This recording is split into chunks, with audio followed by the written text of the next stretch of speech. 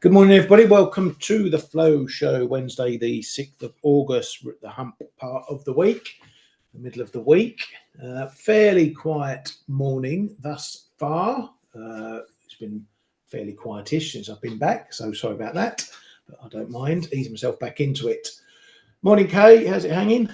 Morning, Ryan. Hanging a bit to the left right now. Yes, it is quiet. Yes, quiet.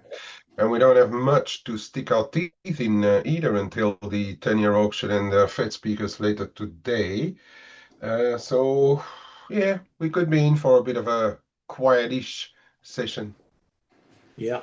Well, let's see. We've obviously got Mr. Trump to throw things around should he need to or want to. Right, before we crack on, just want to make you aware again of our 40% sale on our monthly subscription. So take advantage of that. Come and join us in the chat room and on our platform. See all the goodies that we've got there that we hope make your trading easier and get you through the trading day. And so you know what's going on in the world. So yeah, that's running through the summer, so it won't be on forever. Take advantage of that while it lasts. Right, we'll get into some data first off, and we had some wages data out of Japan. Several items there. We've got the overall wage income of employees up at 2.5% from a prior 1.4%. That was a little bit softer than some expectations had there at 3.2%. That's for the average cash earnings year on year. Real cash earnings, though, they went more negative, down 1.3%. That was worse than expected, minus 0.7% expected, though it wasn't as bad as previously, a prior 2.6%. Or minus 2.6%, sorry. So real wages, these are the ones that the government and the BOJ want in positive territory.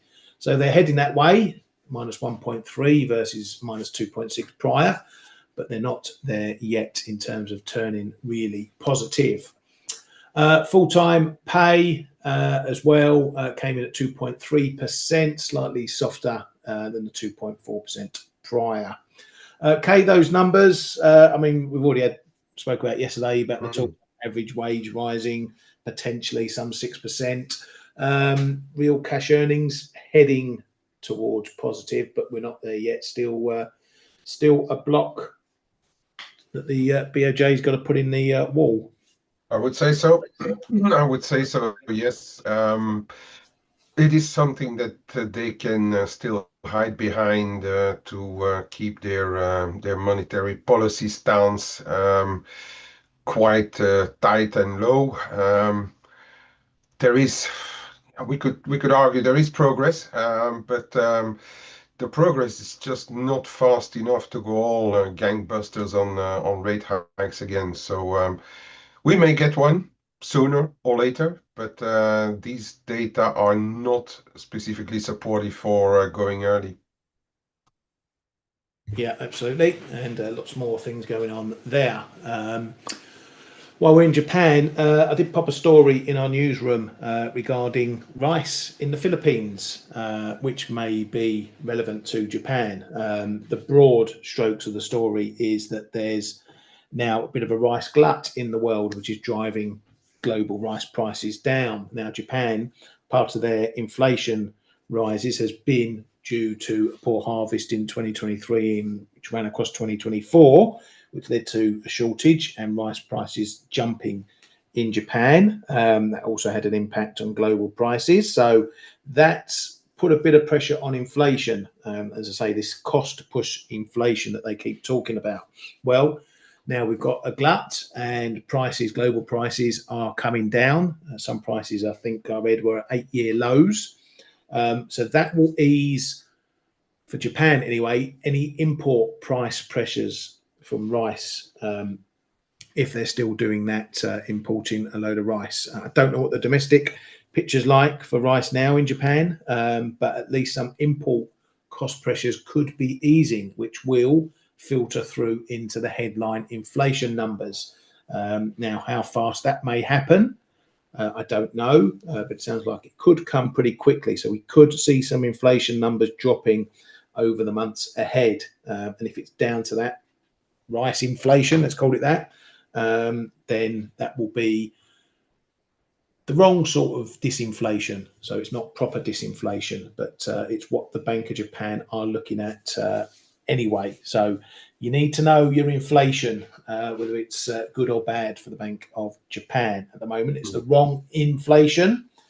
So it's probably going to be the wrong disinflation as well. Kay, do you think we could be seeing some of that effects coming through shortly, or is it going to take longer to play out? A good question, but the funny thing is that part of the US-Japan deal is that US is pushing Japan to import more rice from the US. And no later than overnight, Ishiba was pushing for the local rice production to go up again. So um, I don't know when we are going to see it in the numbers. Obviously, they have been importing quite a bit actually of rice into Japan, part of the inflation picture, obviously, and lower prices. Like with everything, the what Japan needs to import is always going to push the price in the shops lower as well. Have to know that. Um, since they had to import so much and the price of rice in Japan, I think actually doubled over the course of the past year or two. They have been trying to look for other things, but to replace it. But yeah, if those prices are going down, they're probably going to buy more of it again. So then you may have like um, on the headline price coming down, but then volumes will probably go up again. So is it going to change much to the consumers' pockets? I'm not yet sure when or how much, to be honest. But it is a factor to of course take into account if we look at the Japanese inflation. I guess uh, what is it? 2, 3 months delay. We will see something in autumn coming through. Yeah, yeah, we'll have to keep an eye on that. As I say, it's because if we see inflation falling, but it's driven by this, then we can sort of exclude it in terms of real inflation that the country is looking for. Thing But is, anyway, thing is yeah, go though, ahead. the positive of it may be that real wages will rise if inflation gets dampened due to that. Yeah, absolutely. Right, Kiwi data. We got the much anticipated jobs numbers coming in, and overall, I mean, I'm not an expert on New Zealand jobs. It's quarterly numbers, so it's all bulked into one. The unemployment rate did go up, but not as high as expected.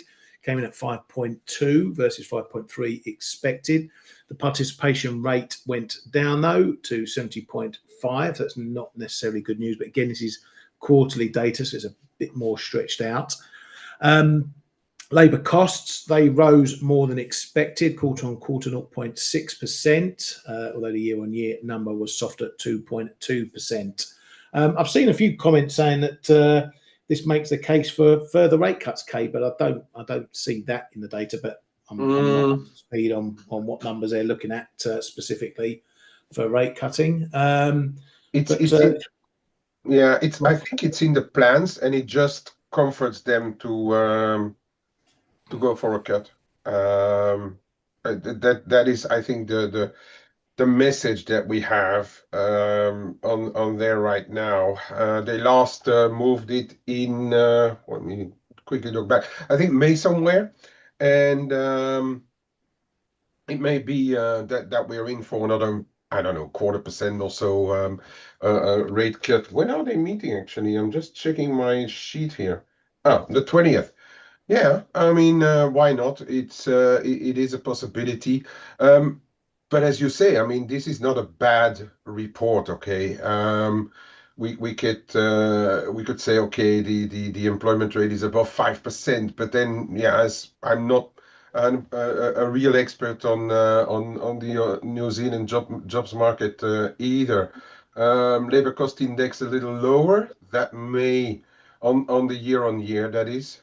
So that it actually pushed up a little in Q2, but no, I think it just keeps the RBNZ on their path. Let's to keep it simple. Yeah, does, but yeah, I mean, as I say, it doesn't scream they should be cutting rates at a hefty clip, but who knows what they're going to do. New Zealand Economic Minister Willis said that increased US tariff rate on New Zealand is unlikely to have a big impact, expects exports to continue to boom, and also thinks that unemployment will be coming down later in the year as well. So no panic over there. Some data out from Europe this morning. We had German factory orders, and this is coming in for June. Still no signs of all this magic money tree spending.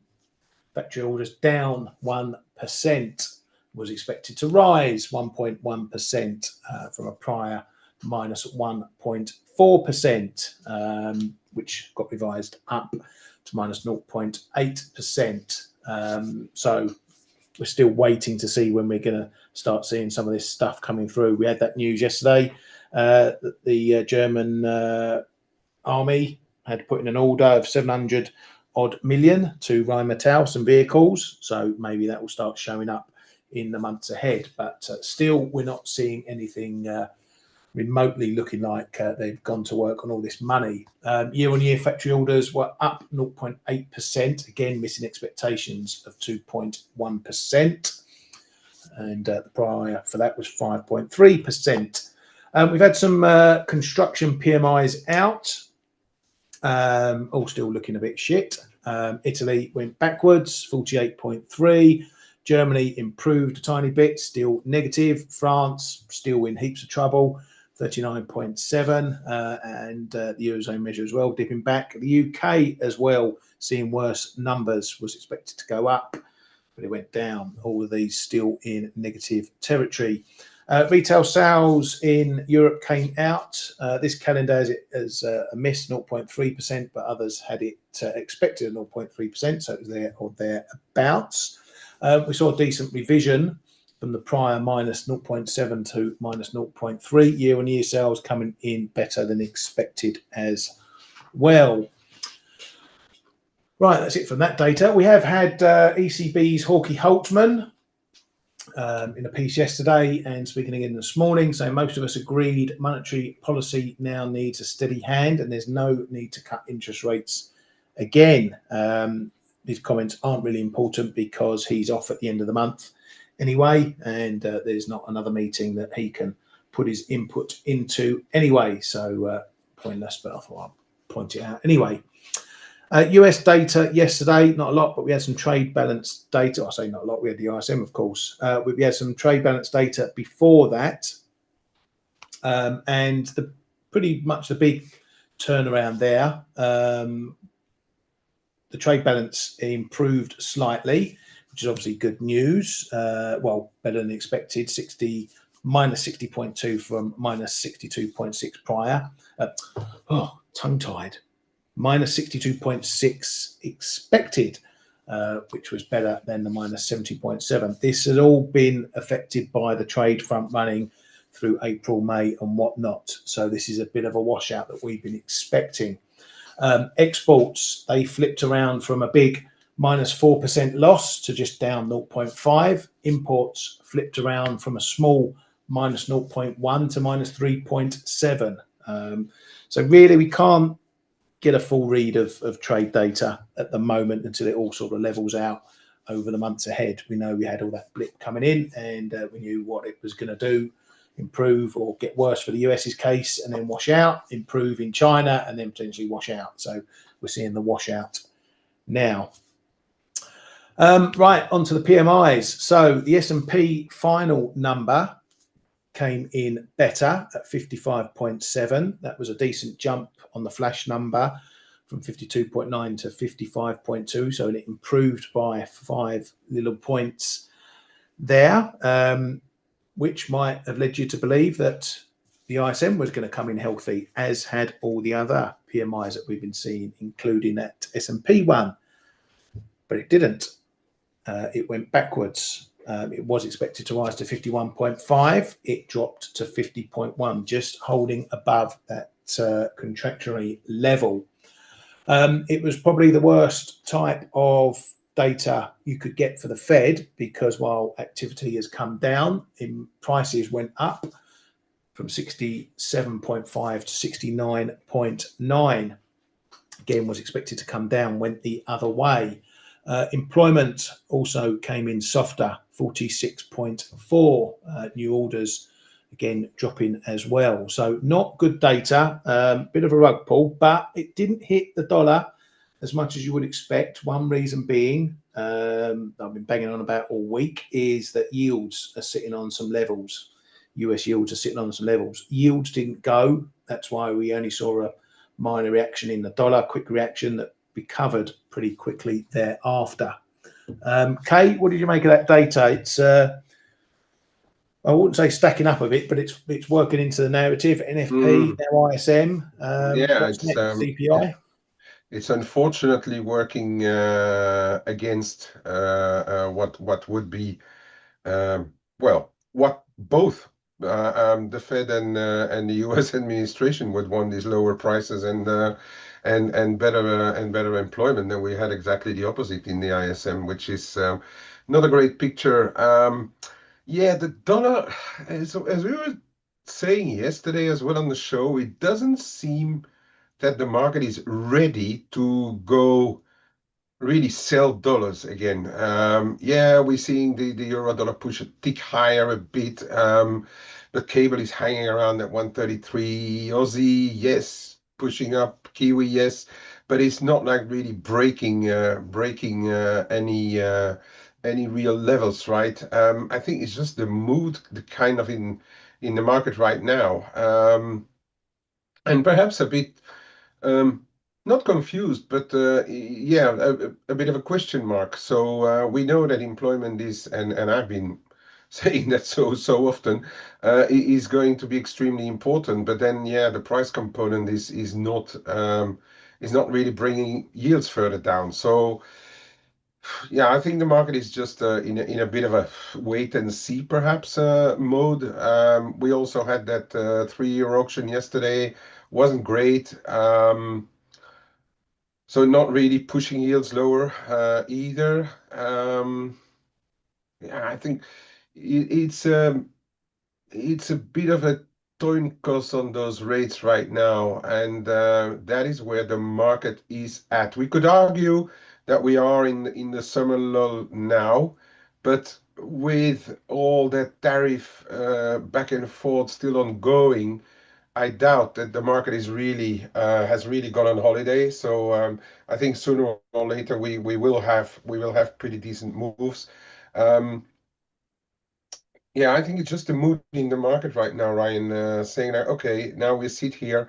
I've been talking about that 420 as well. In for me, it's a bit. If you look back, it's kind of a neutral level. So here, maybe decision time. Whether it goes lower through 412, 413, then the yields will crap out or go back up. And FX, barring the speculative flows and commercial flows, is still hanging on to what the bond market does. And if the bond market doesn't do a lot, well, then FX, especially your main pairs, are probably not going to do a lot either because the differentials are not moving a lot. So yeah, I think that's where we are right now. I don't think the market wants to buy dollars, but it's just the fact of do we have real sellers, and that is not that is seemingly not the case. Yeah, it's actually something I spoke about with my good mate Mr. Brown on the trade-off a couple of weeks ago. You know, summer trading, because when you do get these periods, when we do hit the summer, you can get these pockets of quietness like we're seeing today, and then you get the volatility injection around data points or headlines or whatever. And it's a tough time for traders because you're sitting here now like this morning, and you know things are moving 5 pips in an hour sort of thing, and you've got to be ready for that. You've got to be prepared for that, and don't get caught out. Be more, I wouldn't say restrictive, but be more stringent with your levels. Okay, don't chase those levels that you might do if you're trading more volatile markets. Have your patience. If you've got a level, wait for it. Don't get FOMO and bored and end up chasing trades that you end up getting stuck in for hours on end. And then you've also got to be careful when you do get data points or Mr. Trump or whatever popping up with his headlines appearing on CNBC or whatever, because that's when you get your sudden volatility spikes. But do keep an eye on those yields because that was they told the story yesterday after that ISM. They didn't really move, and thus the dollar was pretty much contained in all that. Right, speaking of the orange one, he popped up on CNBC talking about everything and nothing. Speaking on the Fed, he said both Kevins are good, the old 2Ks, as we're going to call them now. He said others are also good, and he's got two people aside from the 2Ks in mind. He said he might announce the Fed chair fairly soon. Perhaps the biggest news out of all that was that Bessent is off the list because he's told Trump he wants to stay at the Treasury. I mean, who would pick up that poison chalice anyway? He says he might use the Kugler vacancy to pick the Fed chair. So we could get a sooner decision on who he wants as the Fed chair. It was touted to be around maybe September, October time. We'd hear about that, but we could be getting that sooner. He also said that he's going to announce pharma tariffs within the next week. This is going to be the next tariff football that we're going to be booting around for a while. He said pharma tariffs will be small, but will go to 250% eventually. I can't wait for this to start. Also speaking about others, saying that tariffs of 35% will go on the EU if it doesn't meet obligations. Says we'll meet with China's Xi before the end of the year if there is a trade deal. Says we're getting close to a deal. Speaking about whether he will run again, he said he would like to run again, but he probably won't. That's not a flat out, I won't. So this is Trump. You never know what's going to happen in a year's time, let alone 3 years' time. And all you lucky Americans, you've been raking it in on the old tariff front. Well, he's talking about the possibility of giving you a dividend payment out of that tariff revenue. So you can all look forward to a bit of money to buy yourself some ice cream sometime this year. Good luck to you. Anyway, Canada's PM Carney, he's been talking, and Mexico and Canada have been doing a lot of talking this week, putting together frameworks for supply chains and doing trade between each other, probably at the behest of stuff they'll do with the US. But Carney says Canada remains committed to the USMCA and we're still seeking a deal with the US. The Russia-Ukraine risk stuff is all bubbling along still. According to sources piece yesterday, Putin apparently doubts the potency of Trump's ultimatum to end the war. So it's we're getting into a game of chicken, I think. We've got this deadline obviously coming up, the Trump deadline that he pulled forward to say if Russia didn't come to the table and talk about peace, that he was going to start lumping on sanctions. Trump's view of that, when he was speaking to CNBC, said if energy prices go down, Putin will stop killing people. Then we also had something else bubbling away where apparently Ukraine has put forward an air truce offer, which Russia is going to potentially look at. So there's going to be a sort of drone truce, shall we say, missile truce, air barrages, but it's not going to stop the war on the ground. But something like that would be potentially a first step. So the Kremlin is looking at that proposal to pause its long-range strike campaign. As said, a potential concession to Trump, but it will remain committed to continuing the war. Witkoff is in Russia today, so we could find that these risk headlines are on the table in terms of what could move the market today. So we'll keep an eye out for those. Apart from that, not a lot else. Anything you've got, Kay? No, that's That's we covered everything, mate. It's I think Besant made the right decision. Been talking about that. I don't see why he would change his role as relationship manager of the US more than his treasury role, and exchange it for a Fed governor where. Let's face it, there's going to be always so much political pressure on, and I wouldn't take it either. And he's been very wise in not taking it. Yeah, very much. Not a lot of data out today. Bit of NBA stuff out. We do have a couple of Fed heads speaking, and in that 10-year auction later on this evening, so that might be worth a watch. Fed heads, we've got Collins, Cook, and Daly again speaking. We know what Daly said this week. We'll see if she sticks to those lines. But otherwise, we're going to be looking for headlines, I think, today. Right, let's get stuck into it. Well, I was on yields, and we basically we've got a real tight correlation at the moment between what's going on, particularly in dollar yen, and what's going on in yields. They're still walking in lockstep. Doesn't mean that'll happen forever. It can change like a light switch. But as I say, if you're watching a pair like dollar yen, you've got to keep an eye on those yields. I did think they were going late last night when we got this second move under 420, because that did look like a bit of a dead cat bounce. But here we are, back above again. So, you know, we've had these odd little moves under, but it's holding. I'm not expecting any big things from this. Yeah, we might creep up back towards these highs, maybe 430s, maybe better data, CPI next week or something. We might push up again to this sort of midpoint of this range here. But I'd expect any rallies in yields to be hit. So that will be buying in the price. Buying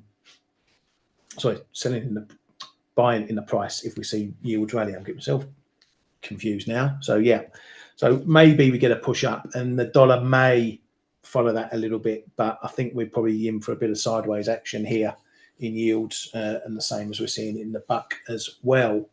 Dollar yen is looking a bit stronger. It seems to be just maybe moving a bit faster than what's going on in yields. We've had this decent push off from 147 again, a little bit of sideways. Maybe we're going to have a little mooch up to 148 and see what happens there. It has been resistance after all that NFP blowout. So that's going to be your next real level to watch there, around that 148. Then we've got this other intermediate line, 148. 30-ish, and a bit of a crossover there coming in of the moving averages. Yeah, I'm not really playing this one at the moment. Kay, what's your thoughts on dollar yen?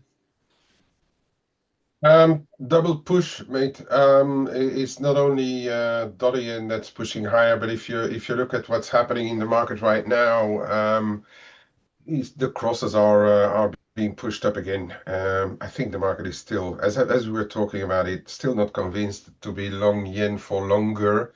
And I just keep that view. I'm not in any yens right now, but if I would, maybe not the dollar yen, but stuff like maybe euro yen or Aussie yen, something like that, looks still that those things are finding bits on dips. We had that shakeout of the tree yesterday again, where you are there on the euro yen. We held sort of the low that we had last week Thursday, and it does look to me like we may just continue to push a bit higher again, barring anything else world shocking happening,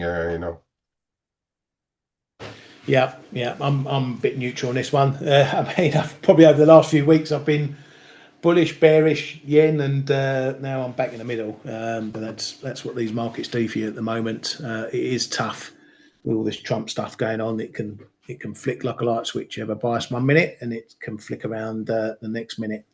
I'll have a look at Aussie dollar. I'll leave you Kiwi dollar. This could be significant. We had this prior break under this old 64.40 level. It didn't last long. It didn't get far. We're back above. It looks to be holding it again yesterday. We're pushing up towards this 65 level. We're still, I know Blake's got a channel here. You can tell it's an uptrend, although it's a very long, drawn out, short one of late. But we are still creeping up outside of the old tariff blip, of course. So this is well maintained, this trend, but it's taking its time, and it's really struggling to push on. If you're watching this intraday, it's a right pain in the arse. I can tell you that. But we're getting up to 65. All these old levels are going to be in play again. We're going to need to see whether we can take them on, whether we can knock them out. Has this one changed in the short term?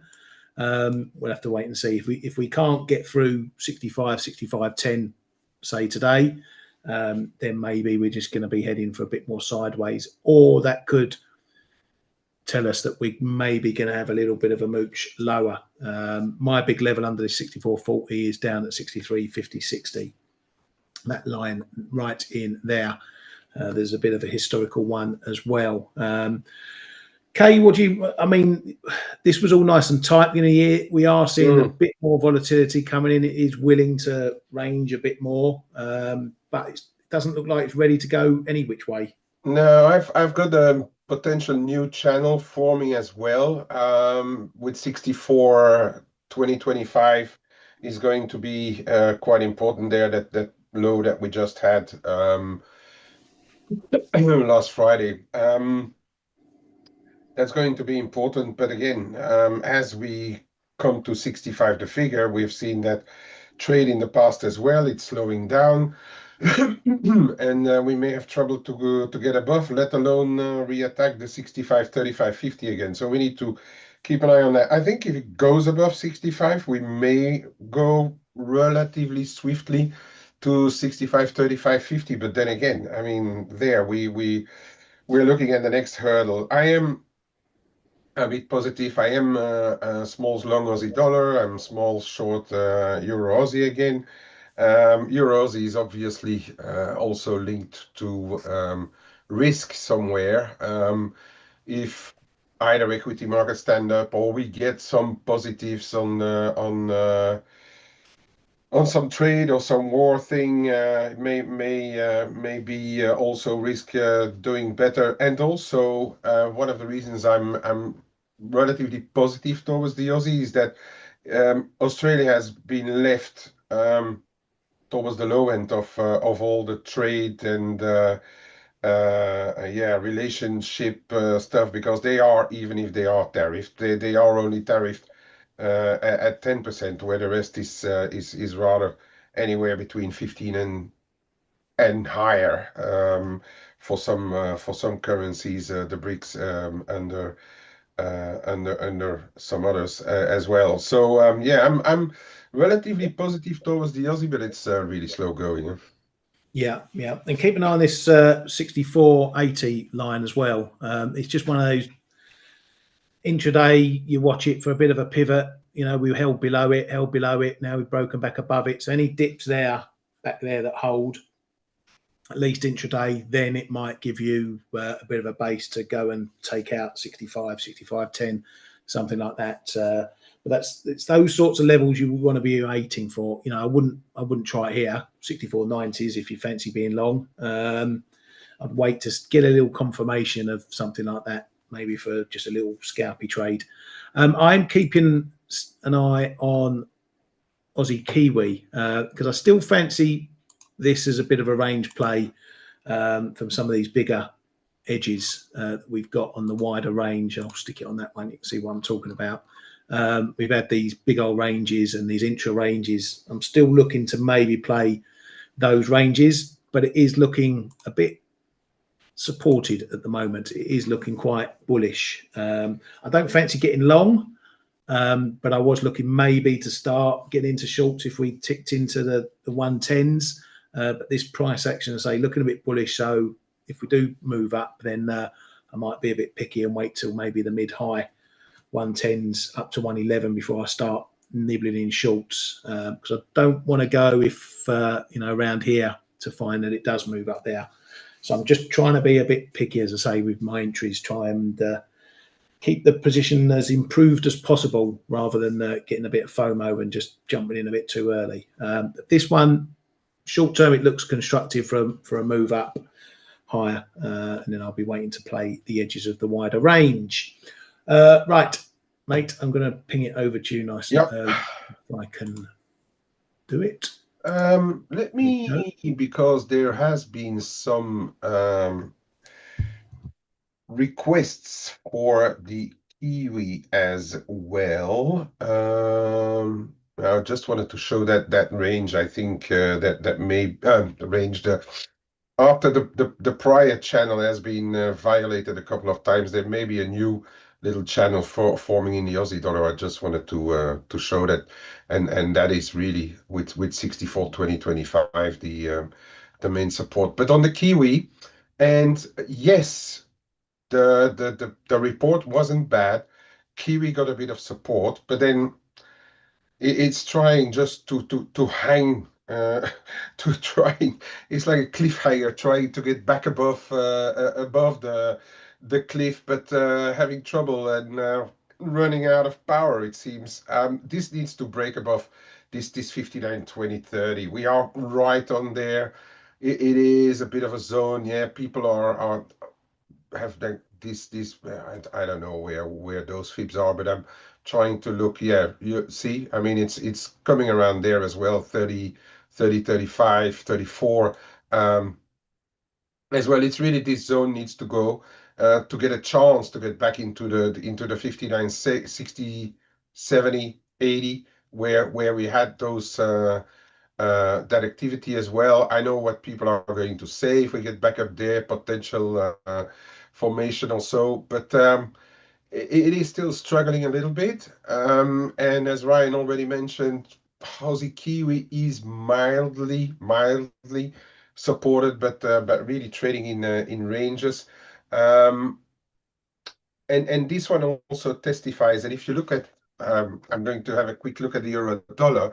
A lot of those pairs show exactly the same, and that's why I'm saying, even though ticking up, because there's not too many reasons right now to be long dollars as well, apart from technicals. But it's showing, yeah. I mean, top, and it really will need to push to get higher.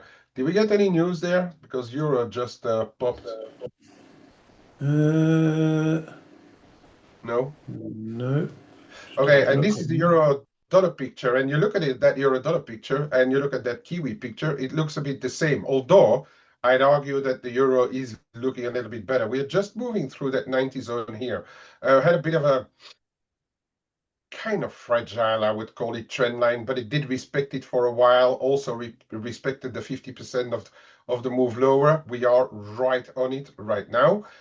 So if this would pop higher, which it does give the impression of wanting to do right now, and the euro crosses are also a bit kind of supportive here. I do wonder whether something on X also came out for the euro. But it looks that the euro is wanting to go for a little walk, which would then bring us up into the 116.35.50 zone. But still, it's all within those ranges that we have seen, right? Barring this drop lower below that 114.40.50, we went back up. US data are starting to show erratic, if not really falling out of bed, but more erratic than being like what we had before, the US exceptionalism. So I do think there is a potential here for pushing a little bit higher. Sorry, if we manage to start to hold this 80 90 on the euro dollar. So we are a little bit on the, and I would say, the intraday pivot, because if you look at what Ryan also showed, the data, there's a lack of data until the 10-year auction this afternoon in the US, and then the Fed speakers. there's a lack of data, so we're going to be flow dependent on the day. And is the market really ready to put the big flows in there and really sell dollars heavily? Still remains to be seen. But this looks a bit constructive right now. Therefore, we need to hold now these 3/4 here, 115 3/4. And on the cable is slightly different. We are trying to make up our mind here in the cable. Yes, it's also, and you look at that Kiwi and the euro dollar picture, it does look the same, but with that difference that sterling is looking a bit fragile on the crosses, I'd say. And we are ahead of the Bank of England tomorrow. We are also seeing all those articles about the gaps in the fiscal situation in the UK. The market is not looking at the sterling through positive eyes right now. So it may be that if the dollar continues to weaken further versus euro, for instance, that it's rather going to be the euro sterling picking it up than really cable exploding. Okay. It looks very sticky here around that 133. Need to get above 133.15.20 to get going, and then we're already going to find another big hurdle here where we have been trading this 133. Look at that on the back as well. 133, call it 65.85. That's going to be a big hurdle in the current context. Looking at how the market trades sterling, if we get a move higher, could be a creep higher, but I doubt that it really have, unless we see like some real negative dollar news also coming in. I doubt that we make it above that level right here and now. Okay. But as I said, then we are waiting for the Bank of England.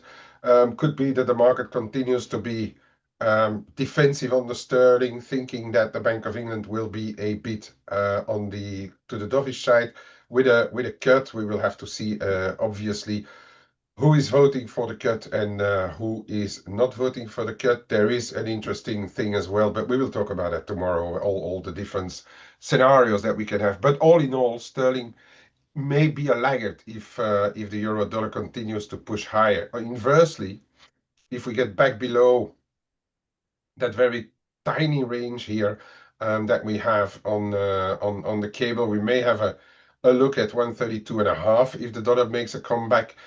But really, we need to break either side of that range here before really moving, seeing bigger moves. And I think that is rather not in the cards right now. Okay. Actually, euro dollar is breaking through 116 right now. Actually, push the button there, trying to accompany this move while I was updating. And the stop is relatively easily placed if you do intraday, back through 70. Also on the euro dollar, no need to be long anymore, but perhaps this is going to push through now. And what I was showing euro sterling, and Ryan as well, is also a bit long. It is, we're seeing that move higher, then a bit of correction. We are already pushing back higher. This is your barometer for strength or weakness as well in the sterling, as we already mentioned so often, because it is the biggest cross out there, trading partner wise, etc. as well. It is a very good barometer for sterling strength or weakness. And for the time being, we can see that it's rather pointing to the soft side of the sterling. Let's call it that. Um, Ali, your Swiss, it's still, look at that dollar Swiss. I can't find really a trade in there. We're bang on to neutral if you look at the latest range. Looking at euro dollar and euro sterling is relatively euro Swiss is relatively bid right now. I really can't see a trade in there, mate. It's anywhere 80 81.10 and then 80 1/4 20. If it breaks out of there, maybe we can start to see fresh moves, but I'm really not I really don't fancy a position in dollar Swiss right now. Euro Swiss, I actually went out of it yesterday, right around here somewhere, around 93.38.40. But I re-entered it. I mean, I've been in so long, I still want to give it a chance. Intraday, if we start to hold this 60, 65 and continue to push higher, we could actually be back on our way to 94s.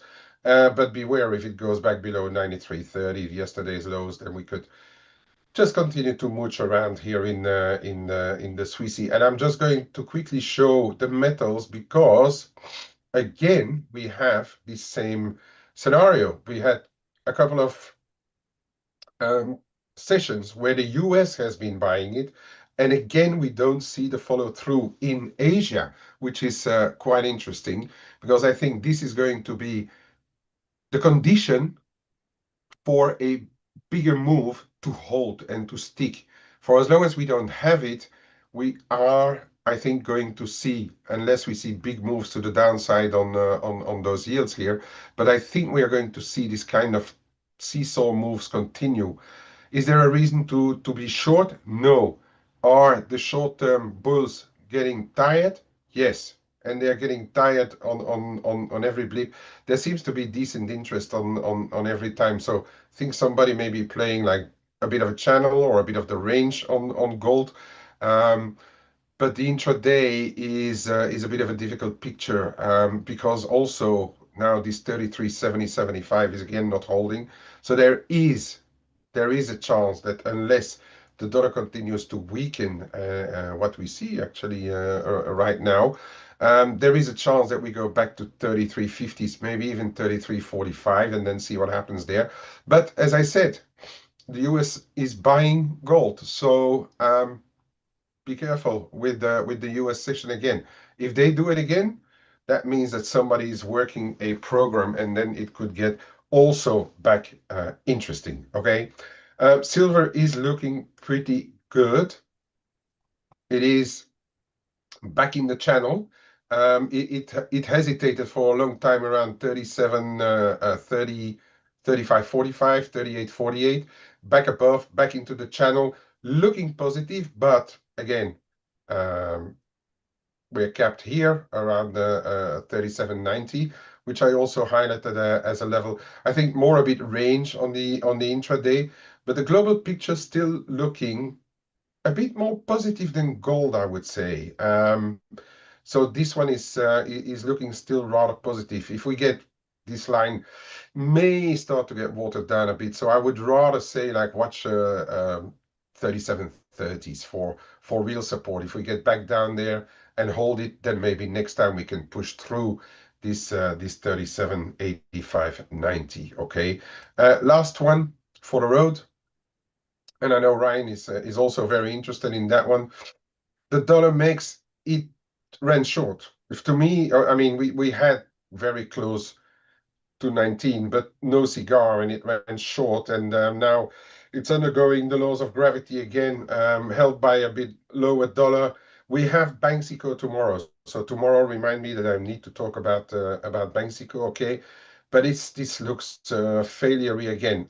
Back to support from where we jumped last time, around 1870, and I say back over to the dollar. But as you can see here, short covering, yes. I'm trying to find the bottom, yes, but it's not really holding. So I'm not like overly ecstatic about this bounce yet in dollar mix.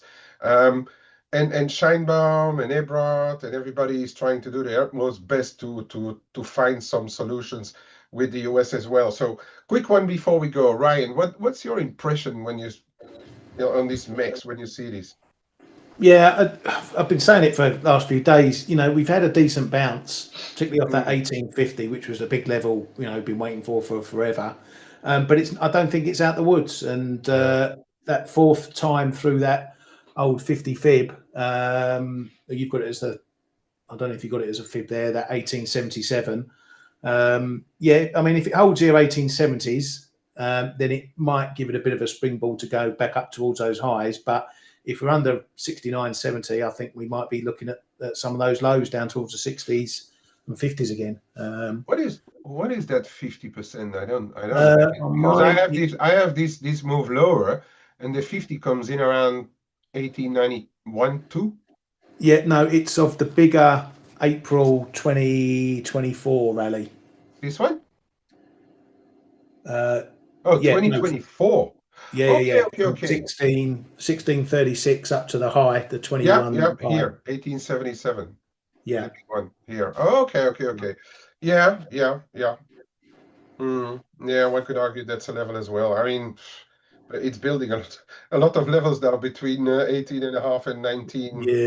I mean, 0520, right? Mm, if we hold that 1860 55, yeah. that would be a real strong signal, in my opinion, for a Mm. bottom. And I'd look to add back to me longs that I've been Yeah. slicing.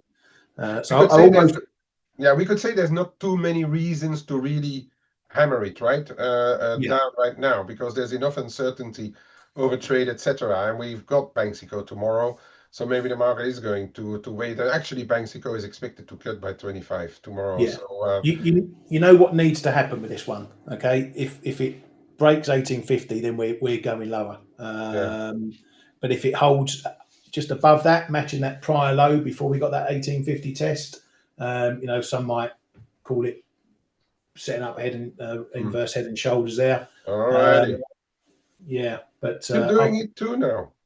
well, I don't like your head and shoulders, all you lot, but I do like your shoulders.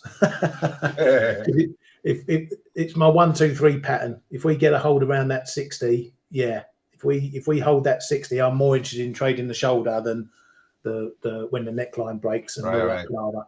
Because Okay. by the time you get to that neckline, you could have made Mm. 4 figures on it. Yeah, but the thing is also in mix, and we need to remind our viewers, and then really we need to close. Don't forget that we see those moves. It's still an emerging market currency, right? We see those Yeah. moves, which are 1% moves. So don't get stuck to, 70 and then 67 and then 65 and then 60. Okay. I mean, this is still the max. This can still move 1% on a day, as we have seen already. Okay. So get levels.